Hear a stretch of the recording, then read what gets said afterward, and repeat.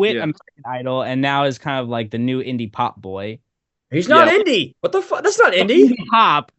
How is that indie? They view him You as open for a fucking Taylor category. Swift. You're not an indie. Well, So you're not Billie like a fucking Eilish said starving artist. You're not like in the underground scene. You're not indie. You're fucking your daddy's money. That's what you are. You're not fucking indie.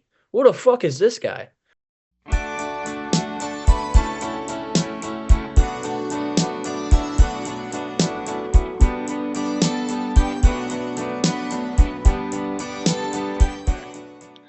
Hey everyone, my name is Jake, and welcome to this bonus holiday episode of Good Timin. Usually on this podcast, we talk about one of our favorite bands, the Beach Boys. But today's show is going to be a bit different in that we're each going to be discussing our year in music and sharing some of the songs and artists that we listened to the most in 2024. So to open the episode, we'll first share our top 5 most listened to songs of the year, along with some honorable mentions. And then we'll move on to our most listened to artists of the year, our most listened to albums, and a few of our favorite new songs and releases of 2024. So joining me today, I have my good friends, Riley and Matt. So as always, I'm happy to have you guys here, and I'm really interested to hear about the songs and artists that you guys came back to the most over the past 12 months. So before we get into some of our most listened to songs of the year, do you guys have any general thoughts about your year in music or your listening habits that you wanted to quickly share? I'm a creature of habit.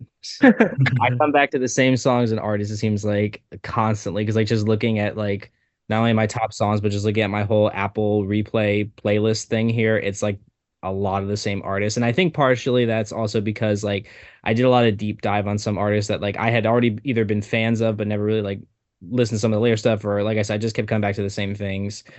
I think this may also reflect some of what my life was during this year because like, I kind of was up and down this year for me. So like, like it's just kind of coming back to the same comfort stuff. But that's what I would say. But definitely I found some new stuff. Maybe not too much like newly released in 2024, but new stuff from that you guys recommended or that we did for episodes of different shows and stuff. So it'd be interesting to talk about.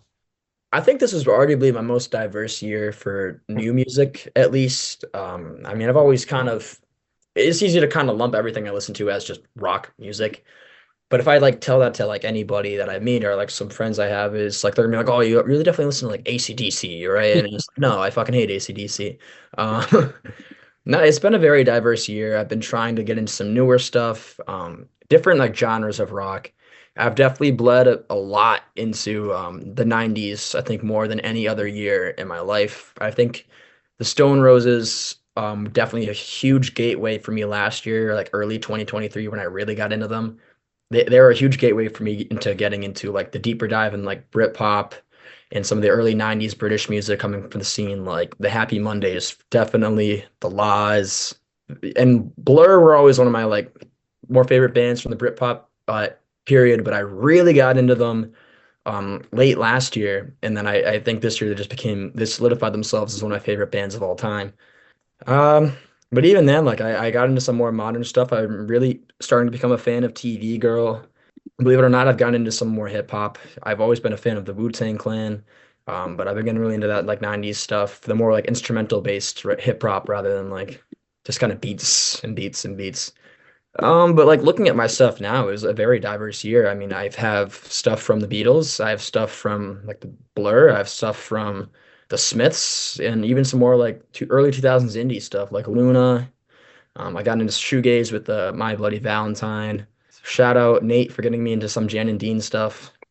I see like Television, Blur, the Lemon Twigs, the Jesus and Mary chain, just very diverse year compared to like 2022, which was like Pink Floyd and the Beatles. That was pretty much it.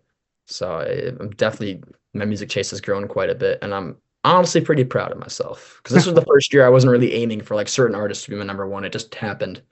Mhm. It's pretty funny because like my top 5 songs, 4 of them are just all from one band. Yeah, so in terms of my most listened to songs and artists this year, I kind of echo both of your thoughts. I wouldn't say there were really any like big surprises in terms of like who like topped my list, like on my Spotify Wrapped and everything. I did find myself coming back to a lot of the usual bands that I've listened to a lot over the past 4 or 5 years. However, that said, I also feel that I discovered a lot of great music this year that I wasn't really familiar with before, especially some like newer indie stuff. And I would also say that I've gained a greater appreciation for quite a few different songs and artists that I had previously overlooked or ignored in the past. So there were definitely some songs that made my year-end top 100 playlist that I would not have expected to be on there when the year started. So I would say that my music taste has definitely broadened a bit this year.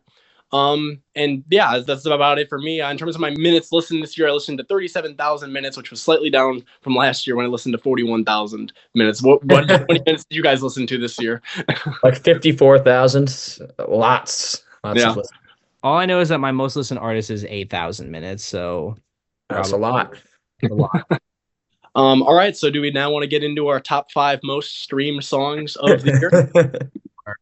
I Okay. can go first. I mean, get me out of the way. It's my top five are just two artists. I didn't intend for this to happen. It's just what I listen to the most, but I think it really solidified the Stone Roses as my favorite album of all time, and one of my favorite artists of all time. But my number five was Beetle Bum by Blur from the self-titled album from 1997.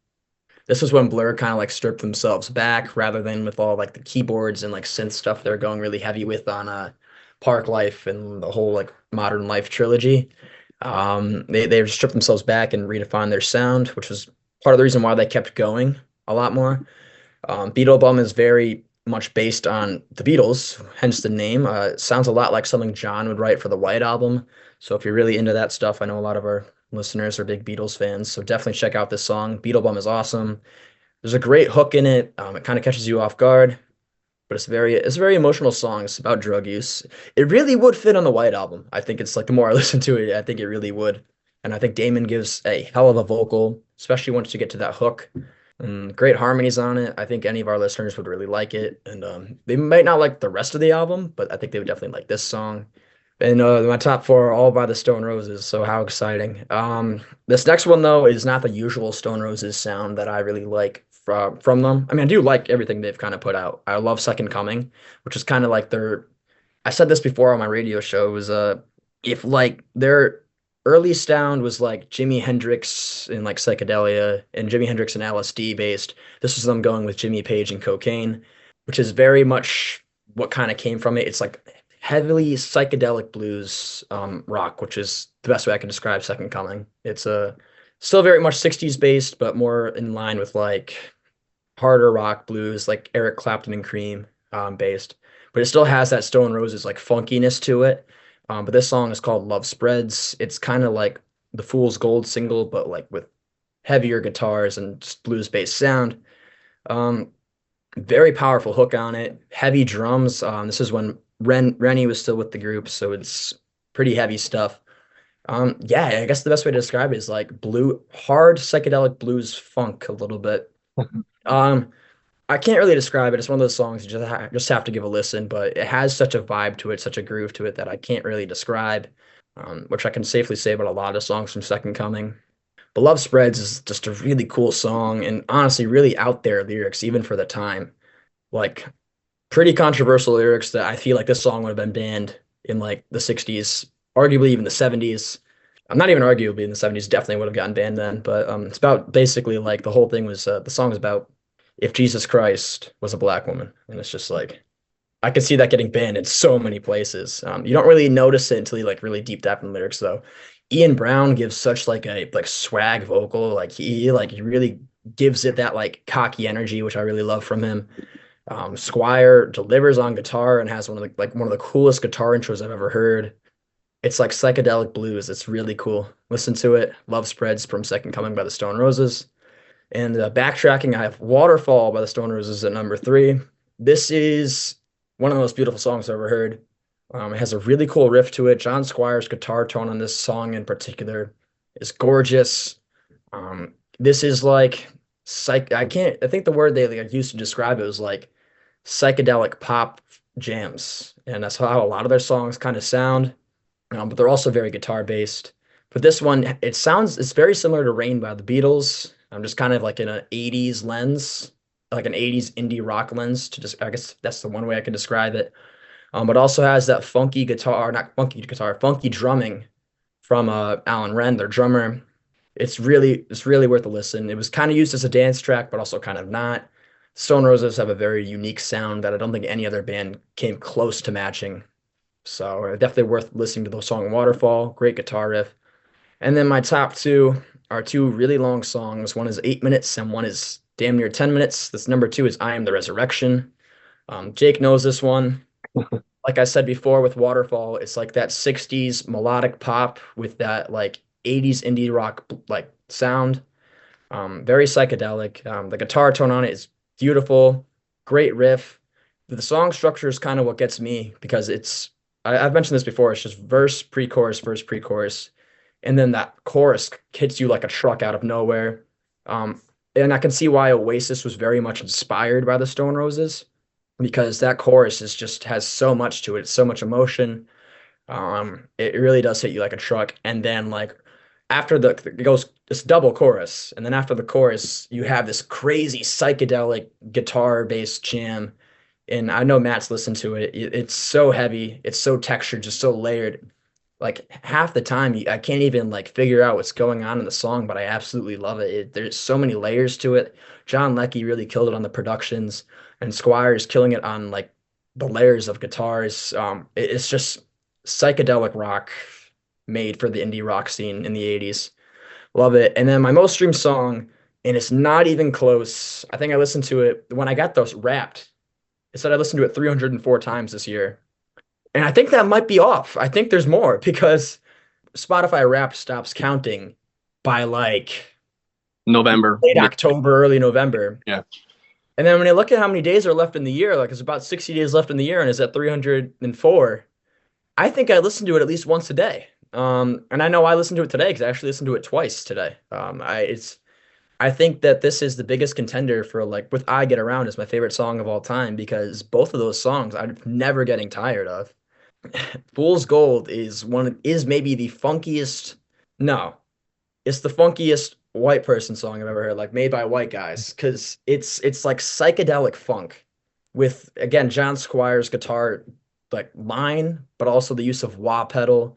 It's like if you give Jimi Hendrix and like the Smiths and just put them together, and then add "Funky Drummer" by James Brown in the background, and that's what you get for Fool's Gold. It's one of the coolest guitar songs I've ever heard. It's one of the guitar songs I always go to when I practice.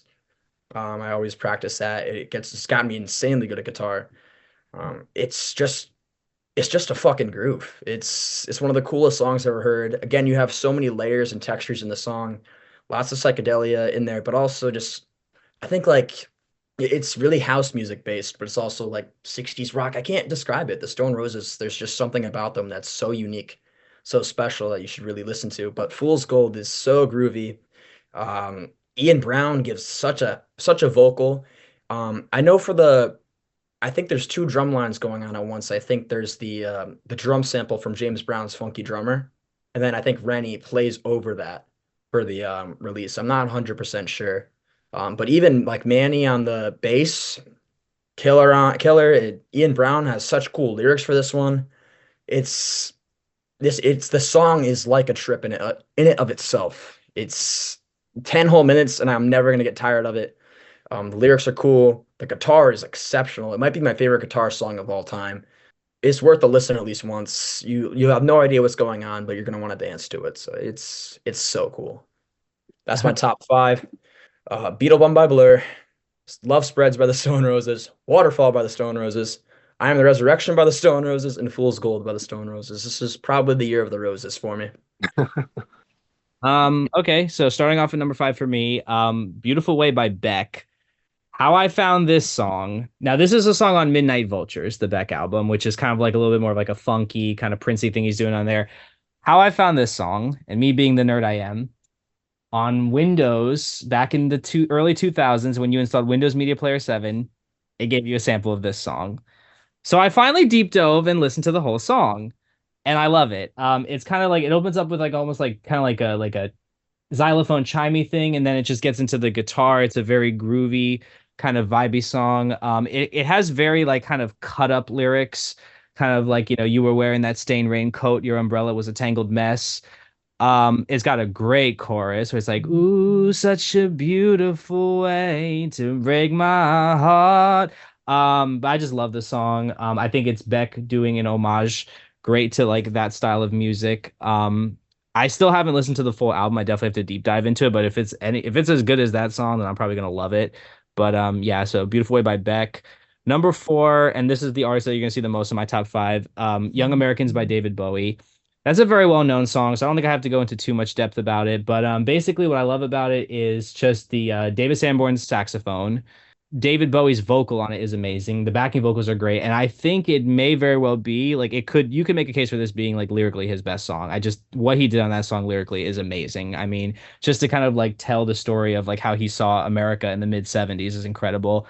Number three, and this is kind of an obscure one from Van Morrison. He Ain't Give You None by Van Morrison. How I found this song. So this is a story time for our listeners. I went to my flea market, the local flea market in Daytona Beach, and I was just going through the records, and I saw that there was a copy of "Blowin' Your Mind" by Van Morrison, which was his first album that he did on Bang Records. That was a whole, it was kind of like thrown together without his consent, whatever.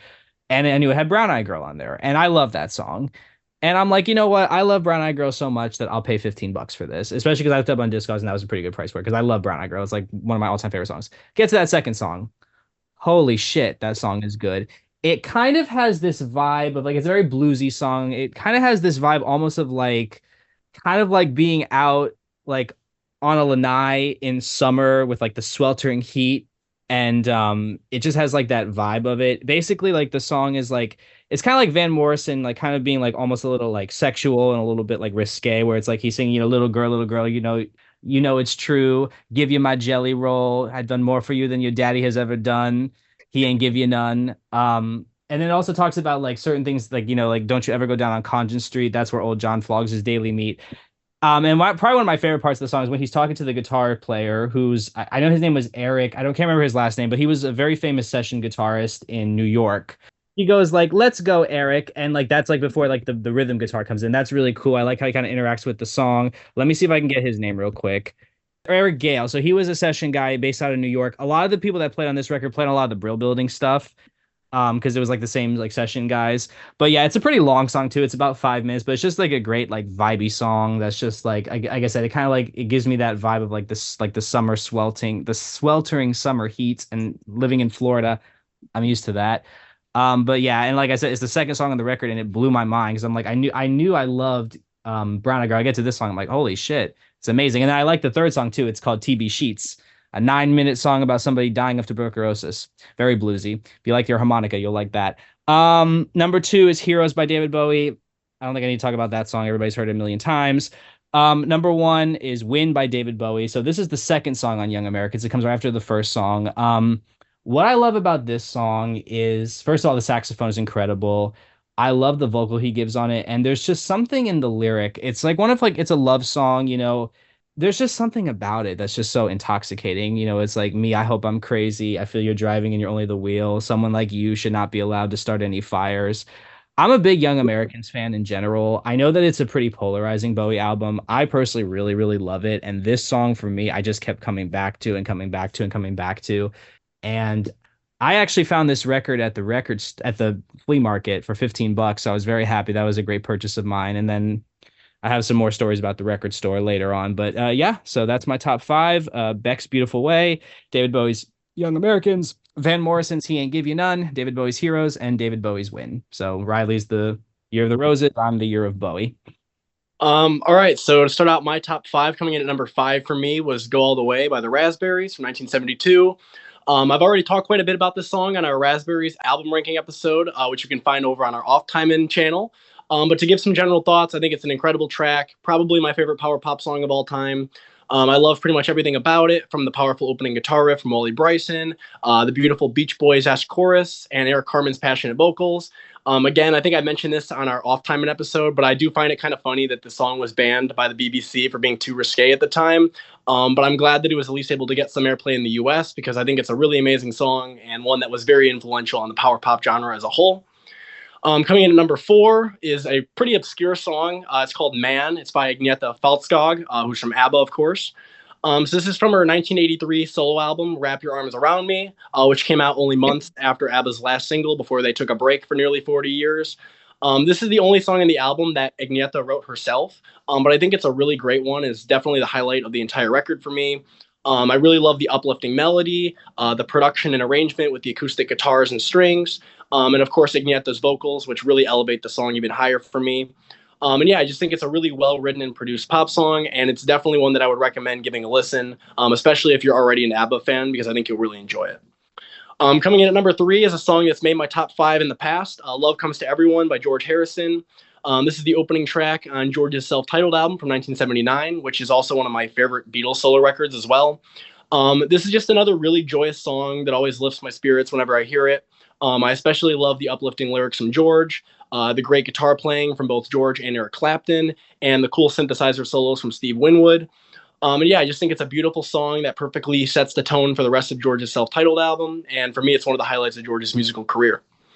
Coming in at number 2 is the second Eric Carmen composition in my top 5, Never Gonna Fall in Love Again, which is from his self-titled album from 1975. This is definitely more of a depressing and melancholic song, especially when you compare it to some of the previous tracks that I've talked about on my list. That said, I do think it's a very moving song. I know musically it borrows parts of its melody from a classical piece from Sergei Rachmaninoff, which Eric, of course, also did with his other big hit from that year, All by Myself. And lyrically, the song has kind of a similar theme to that song as well. I know that there's some people that kind of scoff at Eric's musical career after the Raspberries, that kind of call him like a sappy kind of balladeer. But I do think that he put out some really great songs as a solo artist as well. And this is definitely one of my favorites. This is also a song that I remember listening to quite a bit after Eric passed away earlier this year. So I imagine that that's part of the reason why it ranked as highly as it did on my Wrap this year. And coming in at number 1 with nearly 100 streams and 5.5 hours of playtime this year, it's Match Point of Our Love by the Beach Boys. No way. If you've listened to the Good Timin podcast for a while now, you probably already know how much I love this song. That said, if you told me at the start of the year that this was going to be my number 1 song of 2024, I probably would not have believed you. Musically, I think it's a pretty memorable and catchy song from Brian and Mike. I know lyrically it's a bit questionable with the cheesy tennis metaphors, which Matt has joked about before. But I honestly have never really been bothered by the lyrics at all, and I actually do like quite a few of them. I also should mention that this song is kind of a yacht rock sound to it, which I know some people might not like. But I actually think the production suits this song really well, and I'm not sure if I like it near as much if it had been produced or arranged differently. I especially love the use of strings during both the bridge and the outro as the song fades out. I think that they give the song some extra feeling and emotion, which it would lack without them. I also think that Brian's vocals are really strong throughout this song as well, especially when you consider this to how he sounded on some of their previous albums, like 15 Big Ones and Love You. And yeah, overall, I've just always really dug this song a lot. And for a song that uses these really cheesy tennis metaphors and is kind of from one of the band's most, ripped on albums, I find it oddly moving and melancholic. So I've always really loved this song. So my top 5 is Go All the Way by the Raspberries, Man by Agnieszka Faltskog, Love Comes to Everyone by George Harrison, Never Gonna Fall in Love Again by Eric Carmen, and Match Point of Our Love by the Beach Boys. So that is my top 5 this year. All right, do you guys have any honorable mentions for songs that you wanted to shout out now? Yeah, honestly, like the rest of my top 10, because that's where I have different songs from different artists. Actually, I'll mention like a couple of artists and a couple of my favorite songs from them. The Smiths have been a pretty big artist this year. Say what you will about Morrissey. I've always been a huge fan of Johnny Marr's guitar work. And Andy Rourke's bass. That couldn't have been shown better on the song Barbarism Begins at Home. I think that is similarly like to Fool's Gold, but a little bit less like heavy. It's just funky as hell. And one of the Andy Rourke makes that song like really like shine. But I also love Johnny Marr's guitar work.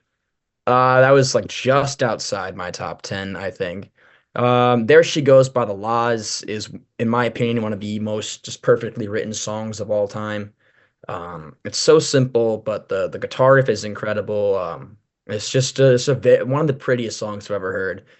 Very simple lyrics, but they really get the emotion across. Lee Mavers, I think Noel Gallagher said that if Lee Mavers didn't go crazy, he probably would have been the next John Lennon. And I think that this is one of those songs that also really proves that. Because he also wrote a couple of other bangers for the self-titled album. It's just he kind of went nuts. This was also a big year for Oasis. Even before the reunion, I was kind of hyping them up. I'm sure you guys remember me talking about them, and then you guys were like, and when the reunion happened, you guys were like, Riley, do you guys hear about it? And I was like, yeah. So, my most streamed songs by Oasis, believe it or not, was actually Supersonic. I didn't really expect that because that's like not even close to my favorite Oasis song, but it's a freaking banger. Say what you will about Oasis if they're a little too derivative or a little too simple, but I've always loved their attitudes. And Supersonic is super heavy and it's just a banger. Um, I got to shout out Blur, my favorite Britpop band, probably my favorite band from the 90s. I already mentioned Beetle Bum, but I want to shout out Girls and Boys, very much like disco-y, synthesizer based, really funky song. And I feel like a lot of our listeners, if you like ABBA, you probably would like Girls and Boys. I also want to shout out my other favorite Blur song, Coffee and TV. I think that is my favorite Blur song, just period. Great guitar riff, great hook, from like more stripped back, experimental kind of era from them. Also, To the End is one of my most streamed songs. To the End is awesome. Very great chord progression. Very kind of like musical-y, so it's kind of weird that I really like it, but I do. And the last band I wanted to shout out was probably like my dark horse contender for one of my most streamed artists, the Happy Mondays. I don't think I really mentioned them a lot, but I gave them a listen pretty much every day. They're very similar. If they're kind of like if you mix Girls and Boys by Blur with kind of like that Stone Roses like psychedelia, because they're very much like they're dance based, but they have like really cool like riffs and I can't describe them. You gotta listen. It's like psychedelic, like house music mixed with like 60s guitar pop. It's really cool. The Happy Mondays are awesome. The big one I had by them was Step On from Pills and Thrills and Belly Aches. That was actually a cover song because they covered a lot of like 60s psychedelic songs and made them a bit more like danceable. But this one, it blows the original out of the water. Um, and my other song I want to mention by the Happy Mondays was Loose Fit. I love the guitar line on that one. I love Sean Ryder's vocals are incredible. He just has like a swag and like cocky attitude to him, very similar to Ian Brown, but I'd say even more so. He just has like a very like cool cadence and rhythm to his vocals that I think is very much unmatched by damn near anybody. So if you really like that kind of psychedelic music, definitely give the Happy Mondays a listen. They have a lot of cool stuff. Um, and ones that I'll just kind of just mention, I won't go into huge detail. Taking What's Not Yours by TV Girl. Listen to that one. That's very hooky, very cool. Slip Inside This House by Primal Scream. Hmm. Really cool song. All Right, Man Size Rooster, and Caught by the Fuzz, all by Supergrass. Um, Very much 60s guitar based, very much 60s like pop. Like it's really cool. 60s pop made for the 90s. Definitely worth a listen. A Dream Is All I Know by the Lemon Twigs. That one I feel like any of our listeners would really like. And I've mentioned it before, but I'll say it again. I really like what they're doing with music. It reminds me a lot of in a weird way, it reminds me of the Strokes, with their last album, The New Abnormal, because they're like combining guitars and synthesizers, using a lot of that quote unquote like old fashioned like style and really updating it for the modern era and still showing that you can still explore a lot of cool stuff with those like old fashioned analog recorded instruments. And I guess while I'm there, I'll also mention the Strokes. It's a big year for them. Really love the new Abnormals in my top 10 favorite albums of all time. Always been a big fan of their sound. So Okay, so we're gonna jump into mine, which you're gonna see how all over the place this is, but hey, that's me for you. So starting off with a group I really do like, I have a soft spot for, In Sync. My most listened to song by them was called The Two of Us. Now that is on the Celebrity album. I know I talked a little bit about that album in our top 10 favorite albums. Basically, how I would describe this song is take a blender, add a riff inspired by Lucy in the Sky with Diamonds, add a two-step garage beat, throw in some of those boy band vocal harmonies, and then throw in lyrics about getting together with someone and having sex for the first time. And that's basically the two of us. It really is like a song that shouldn't work, but for me, it really does. It's got a great hooky, catchy melody. I like the production on it. And I got kind of got into them. Like I said, I grew up listening to stuff like that with my sister, and then I kind of got back into them. I kind of come back into them when they kind of do quote unquote reunions, but they're not really reunions like Oasis. Like they got the star on the Walk of Fame for the 20th, so I bought all their albums on vinyl. I'm glad I did because they're worth a lot now. Then they had the song for the Trolls movie, and they did the song with on Justin Timberlake's newest album. Then I kind of got back into them, and then now I'm kind of in that fandom. Like I've made friends in that fandom, so they are one of my most listened to artists because of that. Um, Around April, I really got into Temporary Secretary by Paul McCartney. A very weird as song. one usually does. A very weird song, but a like really catchy song. Basically, it's on his McCartney 2 album, which is, if anyone is not familiar with the McCartney trilogy, those are basically the albums where it's basically Paul in his home studio, basically doing everything on the record. And this is just him like kind of playing around with the synthesizer. It has that really, really like do do do do to open up, and then like the way he sings it, like Mr. Marks, can he find for me? I don't know what the hell it is about that song. It should not work at all, but just for me, it gets like stuck in my brain. And I literally had it on like for a loop for a month. And I'm really annoyed at myself because remember I mentioned the flea market. I saw McCartney 2, the famous McCartney 2 with that famous cover. Everybody knows the face on it. Yep, you got it, Jake. And I saw it there and it was $15 and I should have bought it because I never saw it again. So I'm really annoyed that I didn't buy it. Not that it's a particularly rare record or anything, but it would have been cool. Oasis, I really deep dove into them thanks to Riley. My most listened to Oasis song was Live Forever. Just a very, I know it's a popular song. It's kind of a basic choice, but it's a very moving song for me. The way that Liam sings it, I think, is very moving. What's very weird is I know like Liam Gallagher technically is like a quote unquote terrible vocalist because he kind of sings really nasally and whatever, but it works on this song. It's just a very moving vocal from him. And surprisingly, he had a decent amount of range when he was younger. Like I never would have guessed he had a pretty good falsetto. You hear the "You and I gonna live That's forever." Noel. That's Noel. Yeah. That's Noel. Okay, well, thank you. That's Noel Noel. was all I was always the technically like better vocalist, Yeah, I but was he gonna didn't. say Noel is the technical. Liam brings an energy to every song that he sings. Yeah, for sure. My most listened to Prince song, another one of my favorite artists, is actually "Play in the Sunshine." That's on Sign of the Times, a very uplifting song. Kind of has a little bit of the sunshine pop thing he's going for. A little bit of funk, of course, like he was known for. That song was actually written, I believe there are references to, so I don't know if you guys are familiar with Morris Day and the Time. That was an offshoot band that Prince did, and Morris Day was a good friend of Prince's, and they had a big falling out in the mid 80s. So there are lyrics in that song that kind of refer to that, like Prince kind of like severing ties with that friendship. And I know it references like cocaine and stuff. I think Morris Day was really into drugs at the time. But it's on Sign of the Times, which is one of my all-time favorite albums. So I was really listening to that one a lot. My most listened to Beatles song was actually All My Lovin'. Hmm. That's a good one. That's a Yeah. good, Probably my favorite Paul song. that's a damn good song. So I mentioned Justin Timberlake earlier. He had a new album out this year. It was okay. He had a tour. I saw him on tour. He got drunk and then said it was going to ruin the tour. That's another story because I'm still a little upset about that. But the most listened to song by him was Love Stoned, I Think She Knows, on one of my all-time favorite albums, Future Sex Love Sounds. Um, very, very good, like kind of like electro pop R&B thing going on. And so what's kind of cool about this song, and he's kind of known for this, at least for a pop artist, he likes to do the songs that kind of have the two halves. So like halfway through the song, like the guitar kind of comes in, the guitar riff, and then it kind of slows down to the I Think She Knows part of Love Stone. So that's really cool. Listen to Nirvana by Lithium, Lithium by Nirvana by Lithium, right? That's always been a song I really enjoy. I know that Riley, you're not the biggest Nirvana fan, but I really love that Kurt Cobain had a great ear for melody, and this is a really cool song. I think that kind of like reflects like being bipolar. You know, I think it's the fans that ruin them for me. I yeah, think they're a fine band. that's fair. Going back to the other member of NSYNC that had a solo album, JC Chazé's "Build My World." That's a pretty good ballad. That was a very obscure album. I actually one of my most listened to because I did a write up for the Pop Heads community on Reddit, which I'm on a lot. But this is a really, really moving ballad he did for that album that is really good. Kind of has a really cool like opening riff where it's like like a string riff. What else is on here? I was listening to Fields of Gold by Sting a lot. I like that song a lot. I got kind of back into it this year. Kind of went down a Cars thing, so I was listening to Oh yeah. because I really do love that song. I was listening to How Soon Is Now a lot by the Smiths. Love that song. Yes.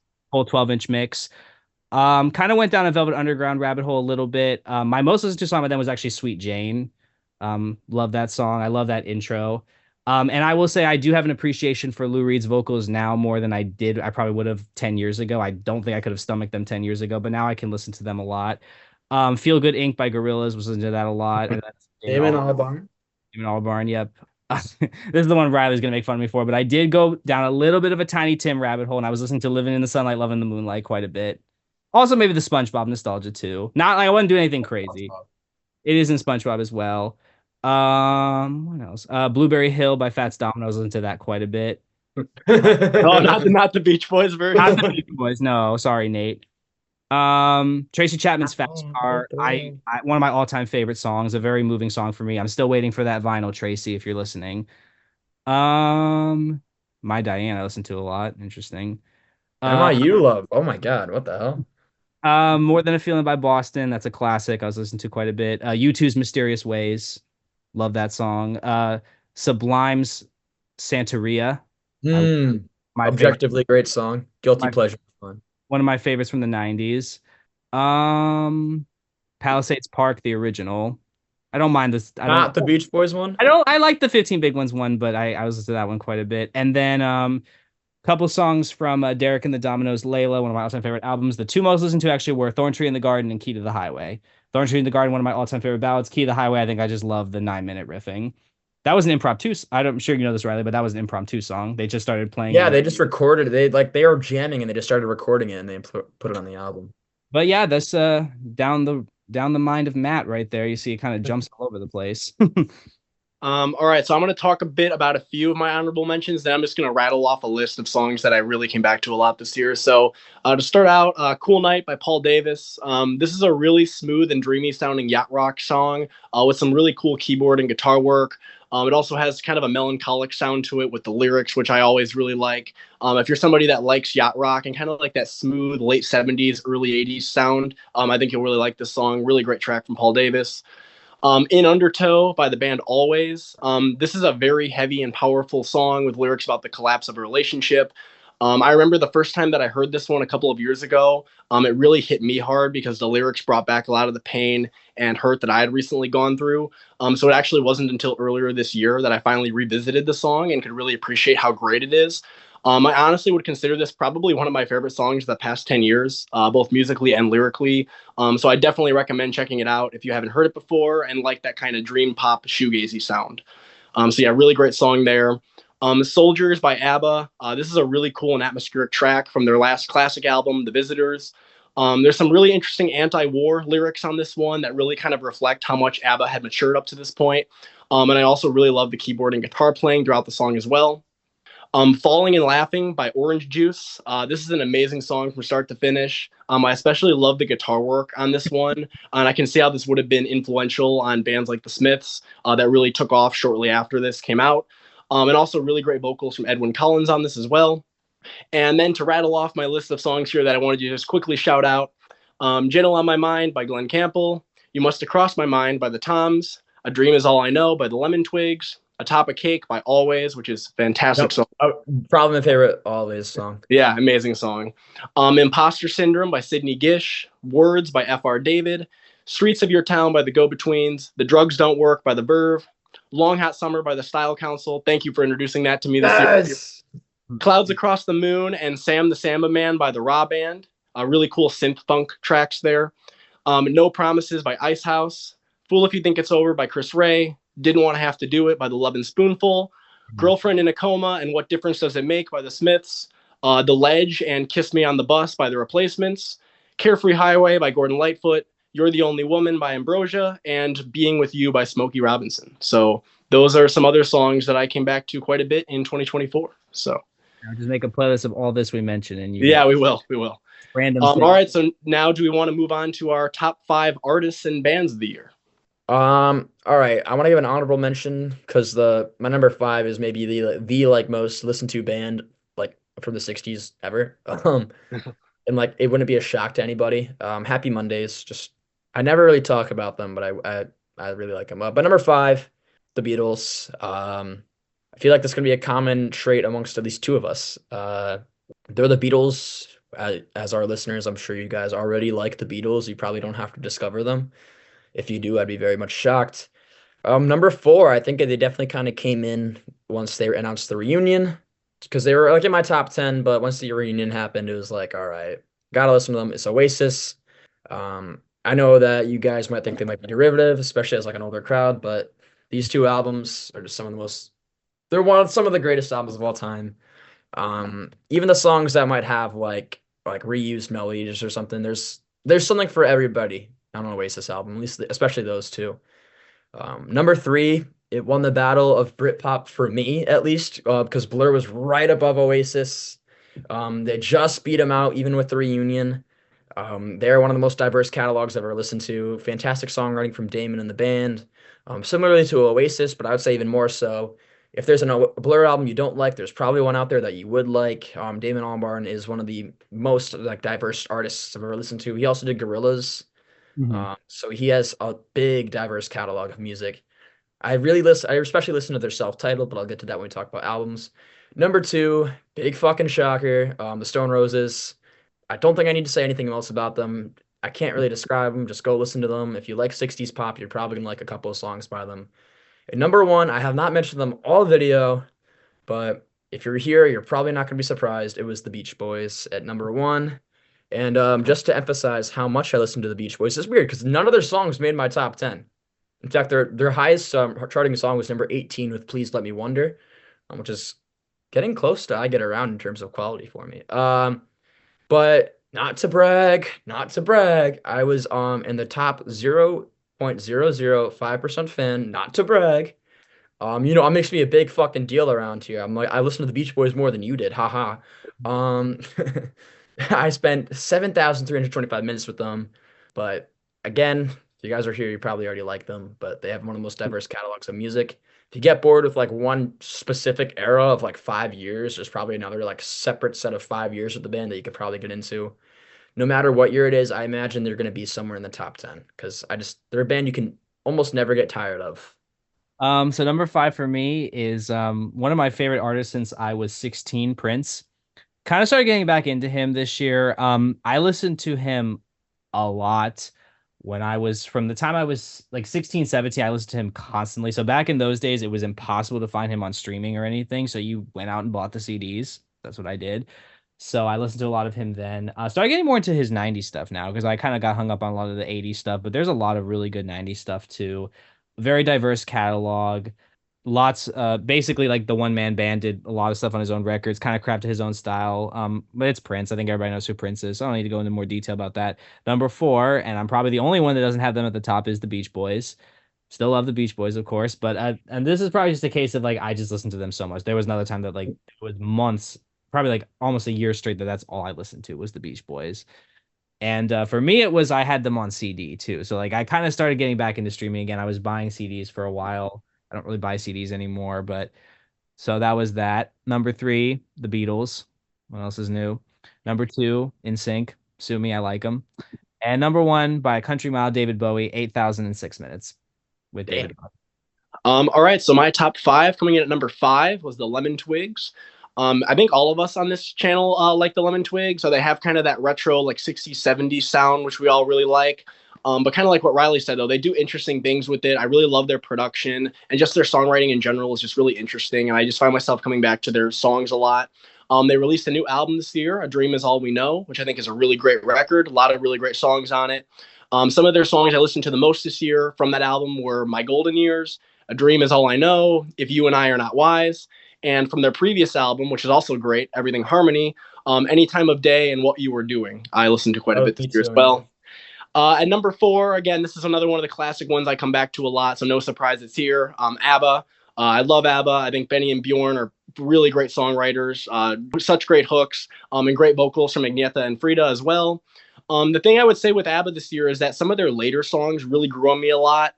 Particularly some of their material from The Visitors, which was their last classic album from 1981. Some of the songs that I came back to quite a bit from that album this year were Soldiers, One of Us, Slipping Through My Fingers, Two for the Price of One, and also their single from the following year, The Day Before You Came, which is a really cool keyboard, synth-heavy, atmospheric track, which I would definitely recommend checking out if you haven't heard it before. And besides those songs, some other ABBA songs I listened to a lot this year were So Long, Dum Dum Diddle, Kisses of Fire, Summer Night City, Happy New Year, I'm Still Alive from the Live at Wembley album, and Just the Notion. At number three on my list this year was George Harrison. I really connect with George's solo material. I think he was obviously a really great songwriter, but his music just really moves me in a way that I find that a lot of the other Beatles solo material doesn't. As much as I love Paul, and I think he does have the best ear for melody, for sure, I just really connect with George's stuff. Some of the songs I listened to the most from George this year, Love Comes to Everyone, obviously, Let It Down and Wah Wah from All Things Must Pass, Simply Shady from Dark Horse, Never Get Over You, Flying Hour, Tears of the World, and Someplace Else. So those were some of the George songs I listened to the most this year. Coming in at number two, another one that does not surprise me at all that this was ranked so high. I think they've been in my top five for at least 3 years now. Electric Light Orchestra. I love this band. I think Jeff Lynne is an incredible songwriter. So many great albums and songs. Some of my favorite songs from him that I listened to this year, Turn to Stone, One Summer Dream, Twilight, Rain is Falling, Wishing, Starlight, El Dorado, and Mr. Kingdom. Just a really great band and a lot of really cool albums. Obviously, they had a lot of radio singles that a lot of people know and love, but if you haven't taken a deep dive into their albums, I would definitely recommend doing so because there's a lot of really great material on them. And coming in at number one, no surprise here, the Beach Boys. The one thing I will say, though, that was interesting is that this year it was mostly 70s songs from them that made my top 100. Songs like All This Is That, Lady Linda, All I Want to Do, Disney Girls, Mona, Good Timin', Full Sail. And then Riley, you'll be happy to hear that Crack At Your Love made my top 100 this year as well. I saw that. I think I told you, man. I'm proud of yeah. you. Yeah. So Beach Boys 85 definitely grew on me quite a bit this year. So a lot of cool songs there. So yeah. All right. So do you guys have any other artists you just wanted to shout out that you didn't get a chance to that didn't make your top five, or just some artists that maybe grew on you a lot this year, or ones that you've really come to appreciate? I'll go with Supergrass. They're very much out of all of like the Britpop. I think they sound the most like the 60s. They're very much guitar based, kind of like British garage rocky. Just great melodies, great songwriters, and it's pretty crazy that a lot of these songs were written when they were like 17, 18 years old. Kind of makes me feel pretty bad about myself. TV Girl, I think they're one of the most inventive bands to come out of the past like 10, 15 years. They're very much like 60s inspired, but similarly to the Twigs, and I would argue in some spots more so. They've incorporated a lot of different like influences, especially from hip hop, and they have a lot of cool samples, but they're somehow still very melodic.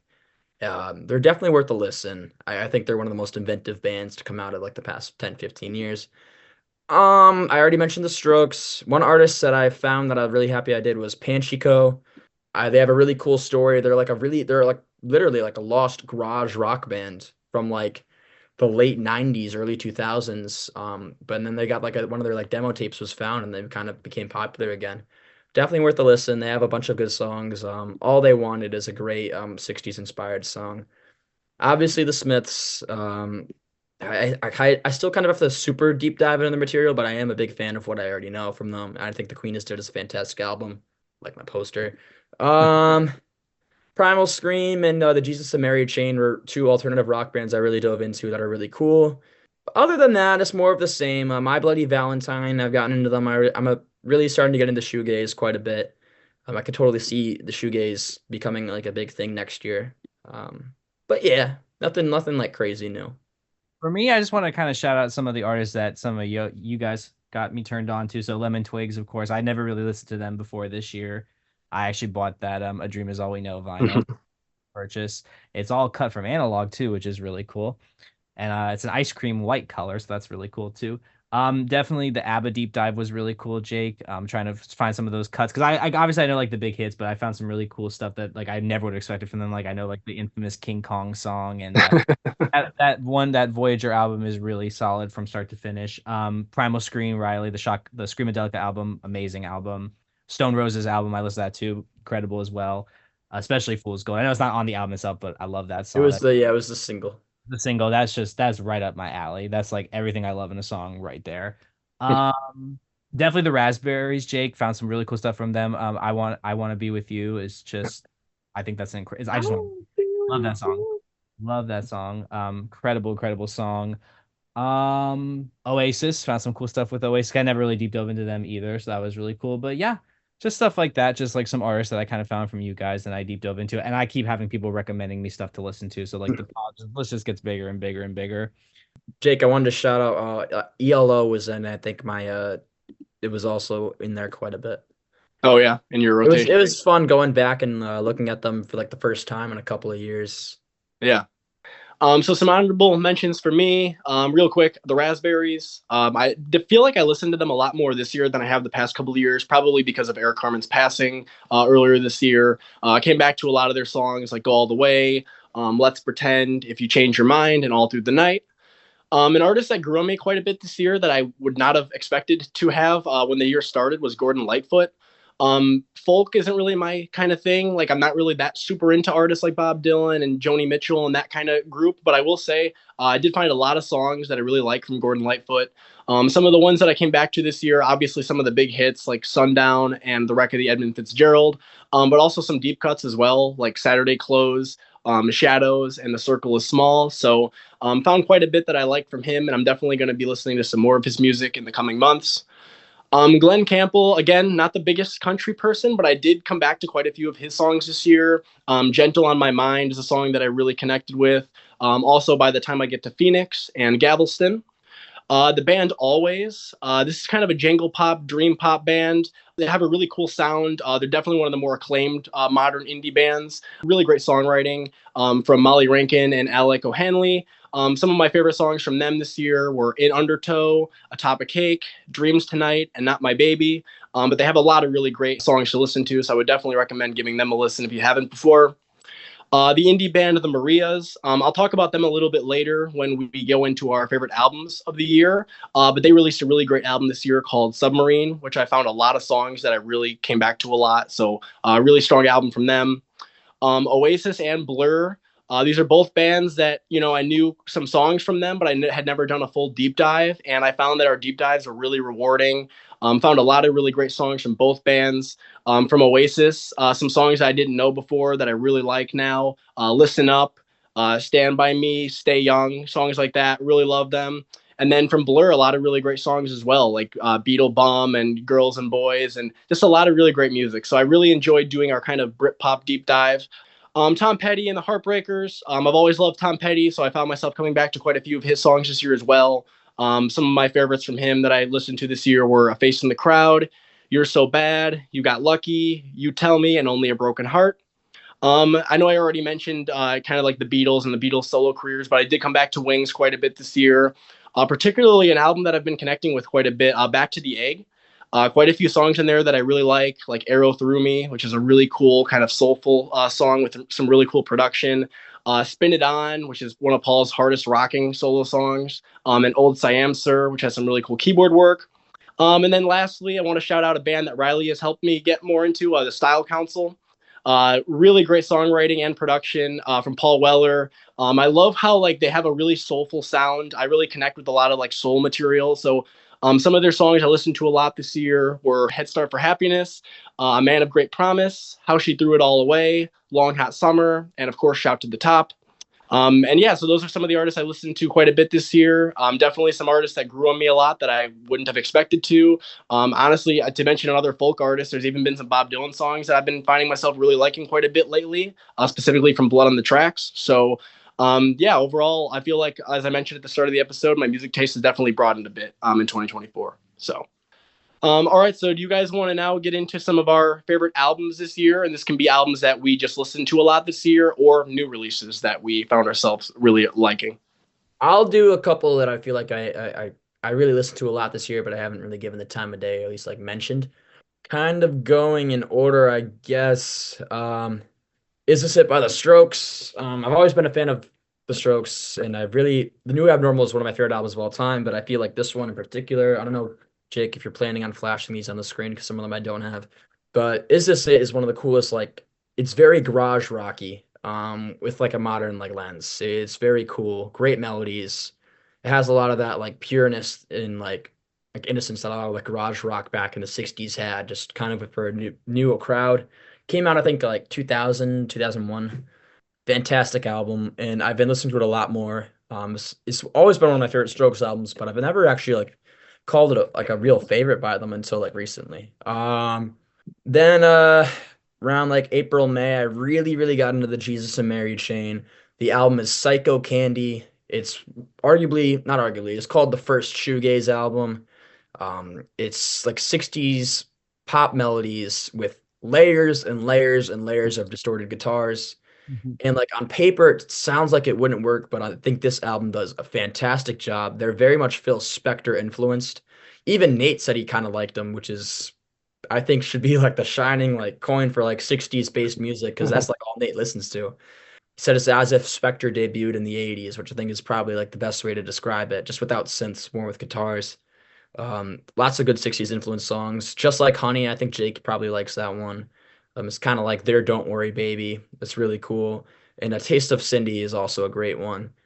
And then I kind of fell back into Elvis Costello. I've always called this year's Model my favorite album by Elvis Costello, but I think this one might overtake it. My Aim Is True. One of the most pure rock and roll sounding albums I've ever listened to, just in terms of pure like cocky attitude. Oh, it's super like in your face lyrics. See, Elvis Costello's lyrics are really freaking cool. But this one is also just like probably Elvis Costello's like master of hooks. There's a lot of cool hooks on this album, with a lot of great snarky in your face lyrics. I mean, Elvis is Costello, not Presley. Is the reason why I own a Jazz Master, and it's really cool listening back to this one because there's just I don't think there's a bad song on this one, and the hooks are totally there. And I'm sure some of our listeners are a big fan of Elvis Costello. Obviously Oasis. What's the Story? Morning Glory, definitely maybe. But I really got into Heathen. yes, Don't Believe the Truth. Oh my God, I don't know how that slipped my mind. Yeah, when I was once then they announced the reunion, I kind of did a deep dive on all their albums again. So like when we did our little deep dive, I was very recent with it, and it recently overtook Standing on the Shoulder of Giants. But Don't Believe the Truth is a very consistent record, and it kind of shows that Oasis, or especially Noel, are really great song. Noel's a great songwriter, and even like 10 years into their career, they had some good stuff coming out. But I know it's not for everybody. Obviously the Stone Roses. That's my most listened to album the entire year. But the last one I want to shout out again with the Happy Mondays, Pills and Thrills and Belly Aches is one of the most like psychedelic pop albums I've ever listened to, and it came out in 1990. There's a lot of cool soundscapes on it. It's a very like sonically pleasing album. Awesome samples, fantastic drumming, really snarky vocals from Sean Ryder with just an awesome flow to his voice. It's a very psychedelic album, but I think is not a miss on it, and I'm really a big fan of like pretty much all the songs on it, and I can easily see why it's kind of called their masterpiece. It's kind of like Screamadelica, Matt. So if you, I would definitely listen to Pills and Thrills and Belly Aches. I think that's five, right? Did I mention five? Yeah, I think you did. Yeah. Yeah, that sounds about right. Yeah, because I mentioned Stone Roses, but I've talked about them to death. So for me, one big album I found recently that I love, that I had known about it for a really long time, but I finally listened to it, The Velvet Underground and Nico. Such an incredible record and such an influential record. I mean, that album came out in 1967. I think you could put it out today and it would still sound fresh. I mean, it's like literally like that is the start of like a lot of punk, alternative rock, all of that starts with that album. And as I've said earlier, like I can appreciate how Lou Reed and Nico sing now. If you had asked me this is that record 10 years ago, I'm not sure I could have gotten through it. But I love the songs like I'll Be Your Mirror. Sunday Morning is a great like kind of dream poppy song. I'm Waiting for the Man is about, waiting for a drug dealer, but it works. I think the riff inspired Heroes on there. Femme Fatale is a great use of Nico's voice. But yeah, just honestly like a front to back amazing album. Obviously, I listened to a lot of David Bowie. I started listening to a lot more of his later stuff. So I listened to Black Star for the first time because it was one I was always kind of hesitant to, and it really, really moved me. And I can now see why some people love it. But one that I found that I really liked a lot was Earthling, actually. And I know, Riley, you're not the biggest Earthling fan, right? I Not like really. a couple of songs, but it's not for me. Earthling is kind of like so it's very like industrial rock, drum and bass, almost like kind of like his Nine Inch Nails album. I've never really listened to Nine Inch Nails to be honest with you, but I really like this. So I wonder if I would like Nine Inch Nails because I really like this album. It's just like so heavy and so like just like the booming bass and everything, and I just really, really, really like it. Obviously like I really didn't listen to too much stuff that came out new this year. I mentioned the Justin Timberlake album, Everything I Thought It Was. That was all right. I listened to the Tortured Poets Depart by Taylor Swift. I thought it was terrible. Sorry, Swifties, but I really thought it was terrible. But I did really like Don't be sorry, man. what is the Lemon Twigs album called again? A Dream is Dream is all we know. all we know. That was really enjoyable. I did like that a lot. Definitely the Screamadelica by Prime. That one was really good. The Stone Roses, I listened to that for the first time. That was really good. I really enjoyed that Starting Over by the Raspberries album that we listened to. I really, really enjoyed that. And that's one that has All Through the Night, right? Yeah. Banger of a song. I love that song. I mentioned this one, so this is a very bad title. I will say that right now, and a very bad cover. But JC Chazé Schizophrenic, terrible title, terrible cover. Listen to that I basically listened to that for like a 20th anniversary write up on Popheads. He was one of the other members of Insect that he was the only album he released. For various reasons it flopped, but there's some really enjoyable cuts on there. He worked with I don't know if you guys are familiar with yeah, Basement Jacks. Are you guys familiar with Basement Jacks? No. They're a British electronic duo. He worked on some songs with them on there, so there's some cool stuff on there. A lot of Princey inspired stuff, some Police inspired stuff. Kind of cool different styles on there. I think that's it for me. Just like kind of like new stuff I was listening to. Kind of fell down, listened to quite a bit of Lodger as well, by David Bowie. Was listening to that one for a while, for about a month. With Prince, definitely kind of got back into definitely some of his 90s stuff like Diamonds and Pearls and Love Symbol album that I hadn't listened to in a while. I also found going back and re-listening to some of his stuff, things like Controversy, and his self-titled from 79 that originally like were kind of a little bit of patchy affairs for me. I actually quite like most of them in full now, which is kind of interesting. I don't know if you guys have ever experienced that. Like maybe you listened to something years ago and it was like kind of for you, and then you come back and listen to a couple years later, it's like it clicks. Yeah. Right. Yep. Yeah. Yeah, I think that's pretty much it for me. Just kind of some different stuff I was checking out this year rather than me. I've listened to this 75 times and I've listened to this album, for years now. Yeah. Yeah, so for me, in terms of albums, like general, just albums from any year, I would say I mostly came back to like the ones that I've always kind of loved. Love You and Sunflower from the Beach Boys were two that I listened to quite a bit this year. Also some of the classic ELO albums like Out of the Blue, El Dorado, and Time. I found myself coming back to those a lot too. One album that I kind of discovered this year that I want to shout out, I think I discovered this actually through browsing Rate Your Music. It's an album from a band, and the title of the album is The Toms. The interesting thing is the Toms wasn't actually a real band. It was just a guy. I think his name is Tom Marolda. But it's pretty much one of those like do-it-yourself albums where he played every single instrument and all the vocals, all the production. And honestly, this is one of the greatest power pop albums I've ever heard. I love power pop, as a lot of people probably know. I love the Raspberries and Badfinger and Cheap Trick and a lot of bands like that. But like in terms of power pop, like this is definitely one of the most consistent albums I've ever heard. So many great hooks on here, so many great songs. Definitely recommend checking it out especially if you're into the power pop genre. In terms of some new releases that I found myself really liking this year, there's two in particular I want to mention. First is "The Dream Is All We Know" by the Lemon Twigs. I know Everything Harmony was a great album. I think that this was a great follow-up to it, though. A lot of really great songs on here. Some of my favorites are "My Golden Years," "A Dream Is All I Know," and "If You and I Are Not Wise." I just think Michael and Brian are fantastic songwriters and producers, and I just really find their stuff has a lot of replay value, which is something I can't say for a lot of newer music, I feel like. So really like their stuff a lot. The other album I wanted to shout out, I kind of mentioned it earlier, Submarine by the band The Marias. This is a very kind of like dream poppy album. I think Maria Zardoya, their lead singer, has a really angelic and pretty voice, which really elevates a lot of these songs. Really great production as well. Some of the songs on here that I really, really liked a lot that I feel like I came back to the most were Paranoia, Run Your Mouth, No One Noticed, If Only, and Sienna. And yeah, I just think this is a really interesting and cool band. A lot of indie bands I feel like sometimes can be a little samey sounding for me, or I just find that there's not a lot of songs I find myself coming back to. But this album in particular, Submarine, I think is a really great album. And I feel like they kind of blend a lot of different genres. I wouldn't even say they're just like dream pop. I feel like there's a bit of psychedelia in there, a little bit of lounge or jazz as well. So honestly, I think there's a lot to like here, and I feel like even if you're not into a lot of newer indie music, I feel like you can find at least one song that you like on this album. So definitely would recommend Submarine by the Marias. So before we wrap up, do you guys have any albums, songs, or artists that you want to highlight as being not good this year? So a song that annoyed you, an artist that annoyed you, or an album that you thought was not good? Well, I already mentioned the Tortured Poets department. What the hell? I'm with you on that. I think that was a bloated, just just for the listeners that are curious, all three of us tried to listen to that album. I listened at to the same time. When it came out, we're like, we're gonna do it. We're gonna do this. We're gonna see the hype. So I listened to the whole main version. I didn't listen to all the anthology bonus crap that she threw out like hours later, and I described it as a melodic, pseudo intellectual babble because that's what it was. It had no melody. She strung together things that she thought sounded good that were like, I don't know what the hell she was going for.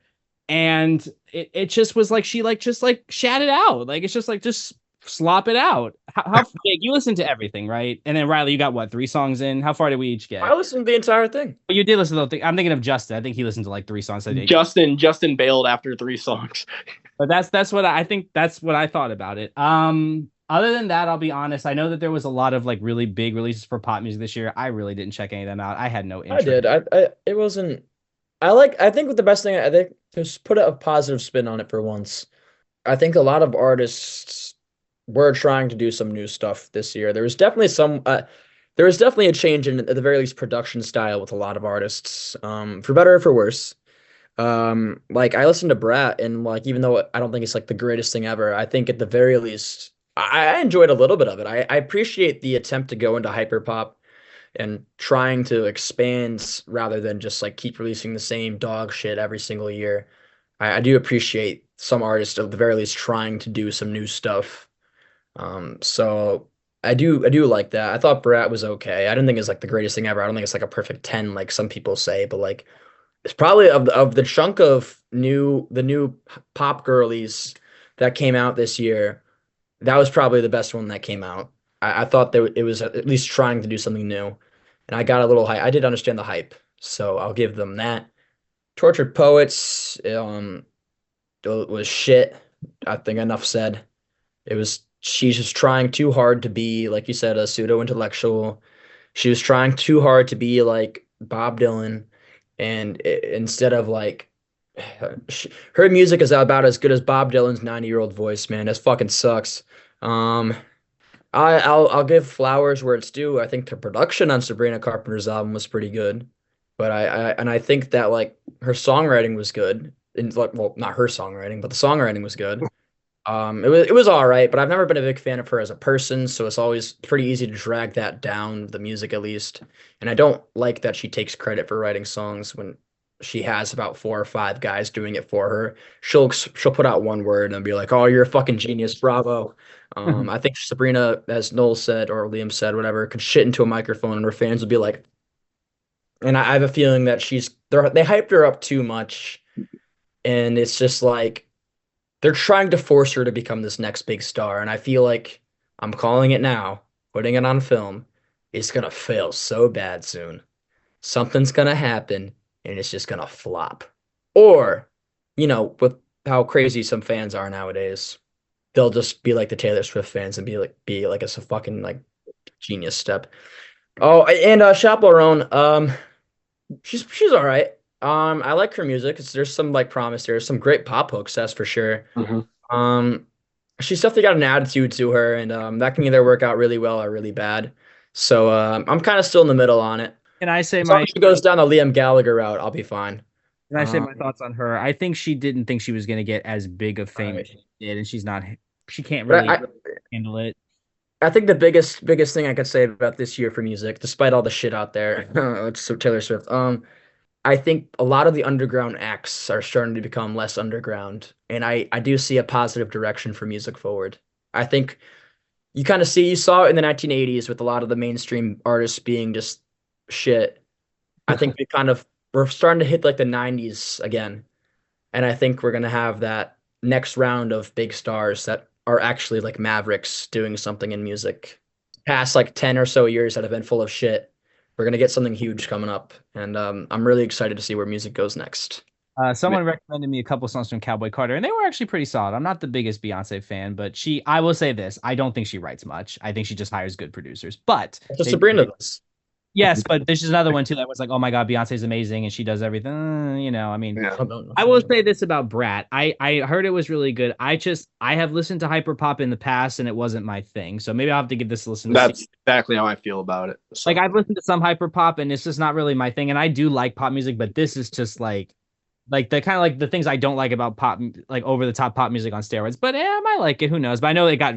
I wonder if I'll be like kind of being like, I don't know if this hits the hype because you're giving it 9 out of 10 and 95 on Metacritic. I'm expecting the masterpiece of that high of a score. Yeah, it's like top 5 on Rate Your Music too, or top 10 for the year. So yeah. So for me, I don't have too many thoughts. I'm with you guys on Tortured Poets. I think out of the whole thing, I mean, this was a long ass album, and I think there was maybe one song that I kind of liked. The rest didn't do much for me. I think it's one of those albums where like, it's going to be interesting to see how people look back on it. Like if it's even going to be remembered that well. I know it didn't really have any like huge like individual songs from what I've kind of gathered. So I'm curious to see like how people are going to view that one looking back on it in a few years. The Katy Perry album was a disaster. I'm not like a big Katy Perry fan, but I just hearing the backlash, I had to kind of investigate.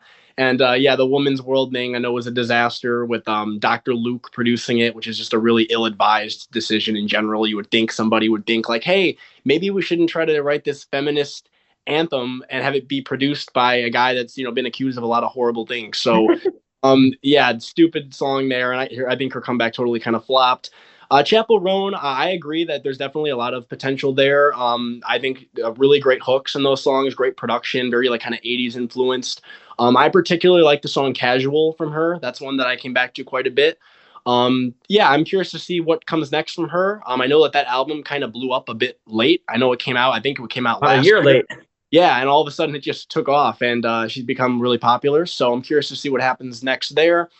Olivia Rodrigo, I feel like, is someone that's probably going to continue to see success in the future. I like what she's doing. I wouldn't say she's an artist I come back to that much, but I definitely respect her as an artist. Absolutely. Sabrina Carpenter, I do think there's some good hooks on that album of hers that she put out this year.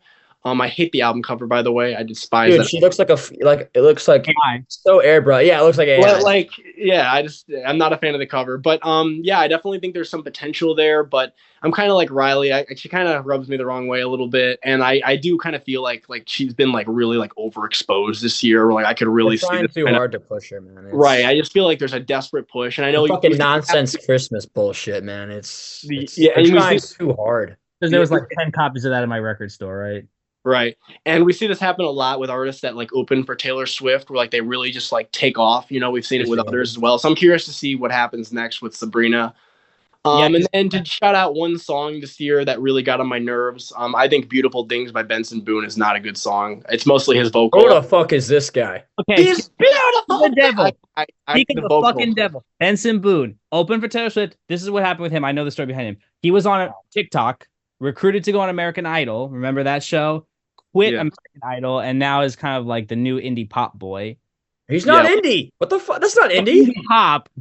How is that indie? They view him open for fucking Taylor Swift. You're not an indie. Well, you're not like a starving artist. You're not like in the underground scene. You're fucking open. Well, Riley, a lot of these male artists that are like really popular that they claim to be indie are just like it's just guys with. You're not indie. You're fucking your daddy's money. That's what you are. You're not fucking indie. You're not going to an independent record label. You're going to fucking Capitol. Like, are you fucking serious? What the fuck is this guy? Thoughts on Gracie Abrams? Nepo baby. That's what she is, and she opened for Taylor Swift, and she sucks. What else is new? I mean, I hate to say. All right, hold on. To put I've been trying to become a more positive person lately, so I got to get my positive spin on things. All right, hear me. I think she has a good attitude. And she seems like a good enough person, and I'm glad that you can very much tell that she's writing her own material. So I'm glad that she's writing her own material. But yeah. I just don't think it's good. I mean, my opposite problem with Sabrina. Like, if you combine them, you'd probably have a decent artist. I don't want to sound like I'm old man yelling at the cloud, but there are I think Chapel Roan has potential. I think Billie Eilish is very talented. I think that I hated how she. Oh, go on. I think Olivia Rodrigo is really good. There's a couple songs from her I really like. One song I really like is "Bad Idea," right? I like that song a lot. Probably. I like Olivia Rodrigo. I think out of all of them, her and She has she's probably like the best I could probably ask for from like a modern like. But then there's I just don't get the Tate McRae's, the Addison Rays, the Madison Beers, all these other people, the Benson Boones. They have like the most generic names, man. I could probably whip a name out of my ass right now. Daniel Stevenson. There you go, Daniel Stevens, and you'll have like 10 million followers on Spotify, and you're like, who the hell is this? And then you listen, it's like you as a songwriter, Riley, you're like, I've written something better than this. Like, oh no, I'm humbled. I already have people saying that about me, anyways. I don't say it; other people say it. All right, so I guess we can wrap it up there. So, thank you everybody for listening to this bonus holiday episode of Good Timin. Hope you all enjoyed the show. It was a lot of fun hearing what music you guys listened to the most this year, and I'm definitely going to be checking out quite a few of the songs and artists that you both mentioned tonight. So, as always, if you like this podcast and want to hear more, feel free to subscribe or follow wherever you're listening. We greatly appreciate the support as it motivates us to make more episodes in the future. Also, as a reminder, the Good Timin podcast is available on YouTube, Spotify, and Apple Podcasts. So there's plenty of different places to listen and keep up with the show. So thank you again, everybody, for listening, and we will see you all in the new year. Bye-bye.